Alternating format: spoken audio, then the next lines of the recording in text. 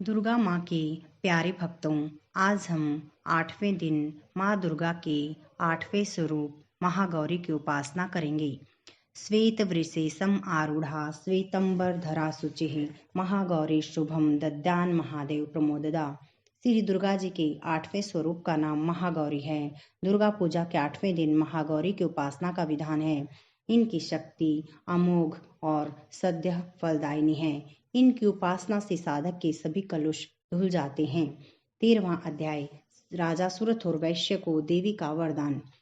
श्री मार्कंडेय जी बोले, राजन, इस प्रकार मैंने तुम्हें देवी के उत्तम महात्म्य का वर्णन किया जो इस जगत को धारण करती हैं। उन देवी का ऐसा ही प्रभाव है। वे ही ज्ञान उत्पन्न करती हैं। भगवान विष्णु की महामाया उन भगवती के द्वारा ही तुम ये वैश्य तथा अन्य विवेकी जन मोहित होते हैं। मोहित होते हुए आगे भी मोहित होते रहेंगे। महाराज, तुम उन्हीं परमेश्वरी की शरण में जाओ। आराधना करने पर वे ही मनुष्यों को भोग, स्वर्ग और मोक्ष प्रदान करती हैं। श्री मार्कंडेय जी बोले, क्रौष्टिक जी मेधा मुनि के ये वचन सुनकर राजा सुरथ ने उत्तम व्रत का पालन करने वाले उन महाभाग महर्षि को प्रणाम किया। वे अत्यंत ममता के कारण और राजच्युत होने से बहुत खिन्न हो चुके थे। महामुने इसलिए विरक्त होकर वे राजा तथा वैश्य तत्काल तपस्या को चले गए और वे जगदम्बा के दर्शन के लिए नदी के तट पर रहकर तपस्या करने लगे। राजा तथा वैश्य उत्तम देवी सूक्त का जप करते हुए तपस्या में प्रवृत्त हुए। वे दोनों नदी के तट पर देवी की मिट्टी की मूर्ति बनाकर पुष्प, धूप और हवन आदि के द्वारा उनकी आराधना करने लगे। उन्होंने पहले तो आहार को धीरे धीरे कम किया, फिर बिल्कुल निराहार रहकर देवी के ही मन लगाकर एकाग्र पूर्वक उनका चिंतन आरंभ किया। वे दोनों अपने शरीर के रक्त से बलि देते हुए 3 वर्ष तक लगातार संयम पूर्वक देवी की आराधना करते रहे। इस पर प्रसन्न होकर जगत को धारण करने वाली चंडिका देवी ने प्रत्यक्ष दर्शन देकर कहा। देवी बोली, राजन तथा अपने कुल को आनंदित करने वाले वैश्य, तुम लोग जिस वस्तु की अभिलाषा रखते हो वह मुझसे मांगो, मैं संतुष्ट हूँ, अतः तुम्हें वह सब कुछ दूंगी। श्री मार्कंडेय जी बोले, तब राजा ने दूसरे जन्म में नष्ट न होने वाला राज्य मांगा और इस जन्म में भी शत्रुओं की सेना को बलपूर्वक नष्ट करके पुनः अपना राज्य प्राप्त कर लेने का वरदान मांगा। वैश्य का चित्त संसार की ओर से खिन्न एवं विरक्त हो चुका था, अतः उन्होंने अहमता रूपी आसक्ति का नाश करने वाला ज्ञान मांगा। देवी बोली, राजन, तुम थोड़े ही दिनों में शत्रुओं को मारकर अपना राज्य प्राप्त कर लोगे। वहां तुम्हारा राज्य स्थिर रहेगा। फिर मृत्यु के पश्चात तुम भगवान विवस्वान सूर्य के अंश से जन्म लेकर इस पृथ्वी पर सावर्णिक मनु के नाम से विख्यात होगे। हे वैश्य, तुमने भी जिस वर को मुझसे प्राप्त करने की इच्छा की है उसे देती हूँ। तुम्हें मोक्ष के लिए ज्ञान प्राप्त होगा। श्री मार्कंडेय जी बोले, इस प्रकार उन दोनों को मनोनुकूल वरदान देकर तथा उनके द्वारा भक्ति पूर्वक अपनी स्तुति सुनकर देवी अंबिका तत्काल अंतर्ध्यान हो गई। इस तरह देवी से वरदान पाकर क्षत्रियों में श्रेष्ठ सूरथ सूर्य से जन्म लेकर सावरणी नामक मनु होंगे। देवी सूक्त। देवी बोली, भगवती बोली, मैं सचिदानंदमयी सर्वात्मा देवी रुद्र, वसु, आदित्य तथा विश्व देवगणों के रूप में विचरती हूँ। मैं ही मित्र और वरुण दोनों को, इंद्र और अग्नि को, दोनों अश्विनी कुमारों को धारण करती हूँ। मैं ही शत्रुओं के नाशक आकाशचारी देवता सोम को, त्वष्टा प्रजापति को और पूषा और अग्रभाग को धारण करती हूँ, जो भविष्य में संपन्न होकर देवताओं को उत्पन्न भविष्य की प्राप्ति कराता है तथा उन्हें सोमरस के द्वारा तृप्त करता है। उस यजमान के लिए मैं ही उत्तम यज्ञ का फल और धन प्रदान करती हूँ। मैं संपूर्ण जगत की यधीश्वरी, अपने उपासकों को धन की प्राप्ति कराने वाली, साक्षात्कार करने योग्य पर ब्रह्म को अपने से अभिन्न रूप में जानने वाली तथा पूजनीय देवताओं में प्रधान हूँ। मैं प्रपंच रूप से अनेक भाव में स्थित हूँ।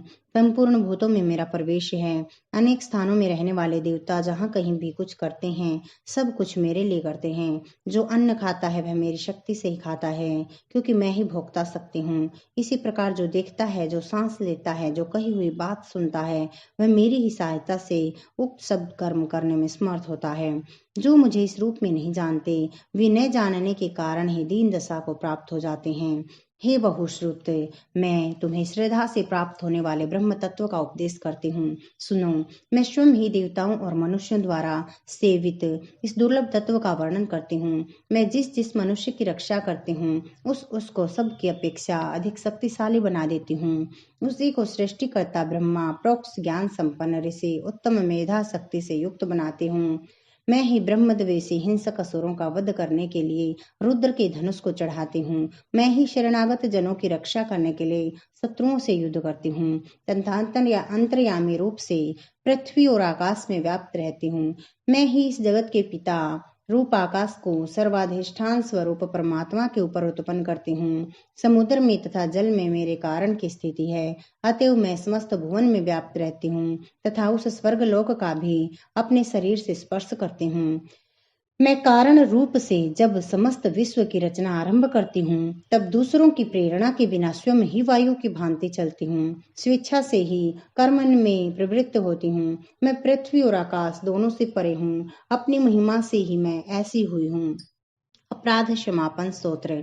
माँ, मैं न मंत्र जानता हूँ न यंत्र जानता हूँ। अहो, मुझे स्तुति का भी ज्ञान नहीं है, न आवाहन का पता है, न ध्यान का, स्तोत्र और कथा की भी जानकारी नहीं है। न तो तुम्हारी मुद्राएं जानता हूँ और न ही व्याकुल होकर मुझे विलाप करना आता है। मैं केवल तुम्हारा अनुसरण, तुम्हारे पीछे चलना जानता हूँ, जो सब कलेशों को और समस्त दुख विपत्तियों को हर लेने वाला है, सबका उद्धार करने वाली कल्याणमयी माँ।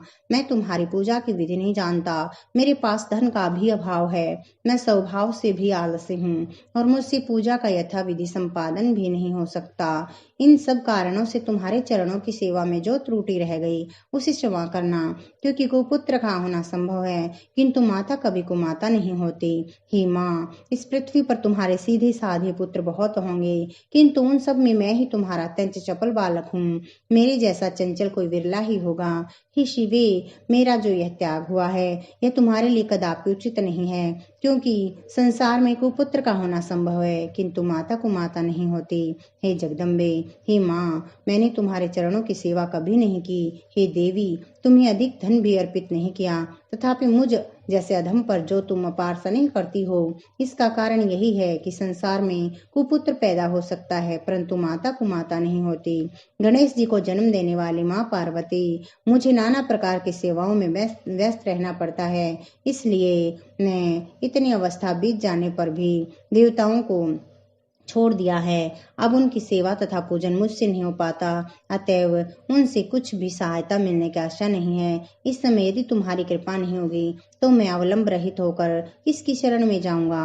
हे माता अपर्णा, तुम्हारे मंत्र का एक अक्षर भी कान में पड़ जाए तो उसका फल यह होता है कि मूर्ख चांडाल भी मधुपाक के समान मधुर वाणी का उच्चारण करने वाला आदम उत्तम वक्ता हो जाता है। दीन मनुष्य भी करोड़ों स्वर्ण मुद्राओं से संपन्न हो चिरकाल तक निर्भय रह करता है।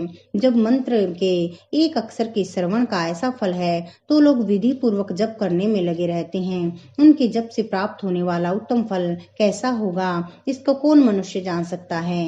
हे भवानी, जो अपने अंगों में चिता की राख भभूत लपेटे रहते हैं, जिनका विष ही भोजन है, जो दिगंबर हैं, मस्तक पर जटा और कंठ में नागराज वासुकी को हार के रूप में धारण करते हैं, जिनके हाथ में कपाल शोभा पाता है, ऐसे भूतनाथ पशुपति भी जो एकमात्र जगदीश की पदवी धारण करते हैं, इनका क्या करना, क्या कारण है, यह महत्व उन्हें कैसे मिला?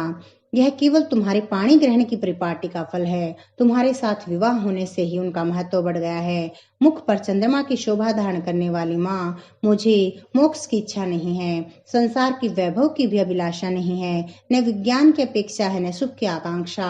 अतः तुमसे मेरी यही प्रार्थना है कि मेरा जन्म मृणानी रुद्राणी शिव शिव भवानी इन नामों का जाप करते हुए बीते। हे माँ श्यामा, नाना प्रकार की पूजन सामग्रियों से कभी विधि पूर्वक तुम्हारी आराधना मुझसे न हो सकी। सदा कठोर भाव का चिंतन करने वाली मेरी वाणी ने कौन सा अपराध नहीं किया, फिर भी तुम स्वयं ही प्रयत्न करके मुझ नाथ पर जो किंचित कृपा दृष्टि रखते हो। हे माँ, यह तुम्हारे ही अनुसार है। तुम्हारे जैसी दयामयी माता ही मेरे जैसे कुपुत्र को आश्रय दे सकती है। हे माँ दुर्गे, करुणा सिंधु महेश्वरी, मैं विपत्तियों में फंसकर आज जो तुम्हारा स्मरण करता हूँ, इसे मेरी श्रेष्ठता ने मान लेना, क्योंकि भूख प्यास से पीड़ित बालक माता का ही स्मरण करता है। हे जगदम्बे, मुझ पर जो तुम्हारी पूर्ण कृपा बनी हुई है, इसमें आश्चर्य की कौन सी बात है। पुत्र अपराध पर अपराध क्यों न करता जाता हो, फिर भी माता उसकी उपेक्षा नहीं करती। महादेवी, मेरे समान कोई पापी नहीं है और तुम्हारे समान दूसरी कोई पाप हारिणी नहीं है। ऐसा जानकर जो उचित जान पड़े वह करो। सिद्धि कुंजिका स्तोत्र। शिव जी बोले, हे देवी सुनो, मैं उत्तम कुंजिका स्तोत्र का उपदेश करूंगा, जिस मंत्र के प्रभाव से देवी का पाठ सफल होता है। कवच, अर्गला, कीलक, रहस्य, सूक्त, ध्यान, न्यास और यहाँ तक कि अर्चन भी आवश्यक नहीं है। केवल कुंजिका के पाठ से दुर्गा पाठ का फल प्राप्त हो जाता है। यह कुंजिका अत्यंत गुप्त और देवों के लिए भी दुर्लभ है। हे पार्वती, इसे स्वयोनि की भांति प्रयत्न पूर्वक गुप्त रखना चाहिए। यह उत्तम कुंजिका स्तोत्र केवल पाठ के द्वारा मारण, मोहन, वशीकरण, स्तंभन और उच्चाटन आदि आभिचारिक उद्देश्यों को सिद्ध करता है। मंत्र। ओम ऐं ह्रीं क्लीं चामुंडायै विच्चे। ओम ग्लौम हूं क्लीं जूं सः ज्वालय ज्वालय ज्वल ज्वल प्रज्वल प्रज्वल। ऐं ह्रीं क्लीं चामुंडायै विच्चे। ज्वल हम शम लं क्षम फट स्वाहा। हे रुद्र स्वरूपिणी, तुम्हें नमस्कार है। हे मधु दैत्य को मारने वाली, तुम्हें नमस्कार है। कैटभ विनाशिनी को नमस्कार है। महिषासुर को मारने वाली देवी, तुम्हें नमस्कार है। शुंभ का हनन करने वाली देवी, आपको नमस्कार है। तुम्हें नमस्कार है। हे महादेवी, मेरे जप को जागृत और सिद्ध करो। अहंकार के रूप में सृष्टि स्वरूपिणी, ह्रीम के रूप में सृष्टि का पालन करने वाली, क्लीम के रूप में काम रूपिणी तथा अखिल ब्रह्मांड की बीज रूपिणी देवी, तुम्हें नमस्कार है। चामुंडा के रूप में चंड विनाशिनी और यईकार के रूप में तुम वर देने वाली हो। विच्चय रूप में तुम नित्य ही अभय देती हो। इस प्रकार ऐं ह्रीं क्लीं चामुंडायै विच्चे, तुम इस मंत्र का संपूर्ण स्वरूप हो। धाम धी धूम के रूप में धूर्जटी, शिव की तुम पत्नी हो। वाम वीम वूम के रूप में तुम वाणी की अधीश्वरी हो। क्राम क्रीम क्रीम क्रूम के रूप में कालिका देवी, शाम शीम सूम के रूप में तुम मेरा कल्याण करो। हुंकार स्वरूपिणी, जम जम जम जम्भनाशिनी, भ्राम भ्रीम भ्रूम के रूप में हे कल्याणकारिणी भैरवी भवानी, तुम्हें नमस्कार और मेरा प्रणाम है। अंग कम चम टम तम पम यम शम विम दुम एम विम हम शम धिजाग्रम, इन सब को तोड़ो और दीप्त करो। स्वाहा। पाम पीम पूम के रूप में तुम पार्वती पूर्णा हो। खाम खीम खीम के रूप में तुम खेचरी आकाशचारिणी अथवा खिचरी मुद्रा हो। साम सेम सोम स्वरूपिणी सप्तसती देवी के मंत्र को मेरे लिए सिद्ध करो। यह कुंजिका स्तोत्र मंत्र को जागृत करने के लिए है। इसे भक्तिहीन व्यक्ति को नहीं देना चाहिए। हे पार्वती, इसे गुप्त रखो। हे देवी, जो बिना कुंजिका के सप्तशती का पाठ करता है, उसे उसी प्रकार सिद्धि नहीं मिलती जिस प्रकार वन में रोना निरर्थक होता है। नवरात्रों में कन्या पूजन। हे दुर्गा देवी के भक्तों, देवी की प्रसन्नता के लिए नवरात्रों में अष्टमी अथवा नवमी के दिन कुमारी कन्याओं को जिमाने का विधान है। इन कन्याओं की संख्या 9 हो तो अति उत्तम है, नहीं तो 2 कन्याओं से भी अभिप्राय पूरा हो सकता है। कन्याओं की आयु 2 वर्ष से ऊपर 10 वर्ष तक अधिक नहीं होनी चाहिए। 2 वर्ष की कन्या कुमारी, 3 वर्ष की त्रिमूर्ति, 4 वर्ष की कल्याणी, 5 वर्ष की कन्या रोहिणी, 6 वर्ष की कन्या कालिका, 7 वर्ष की चंडिका, 8 वर्ष की कन्या शांभवी, 9 वर्ष की कन्या दुर्गा तथा 10 वर्ष की कन्या सुभद्रा मानी जाती है। इनको नमस्कार करने के मंत्र निम्नलिखित हैं। कौमाट्र्यै नमः, त्रिमूर्त्यै नमः, कल्याणमयै नमः, रोहिण्यै नमः, कालिकायै नमः, चंडिकायै नमः, शांभवै नमः, दुर्गायै नमः, सुभद्रायै नमः। कुमारी कन्याओं में हीनांगी, अधिकांगी या कुरूपा नहीं होनी चाहिए। भोजन कराने के बाद उन कन्याओं को दक्षिणा देनी चाहिए। इस प्रकार महामाया भगवती प्रसन्नता से हमारे मनोरथ पूर्ण करती हैं।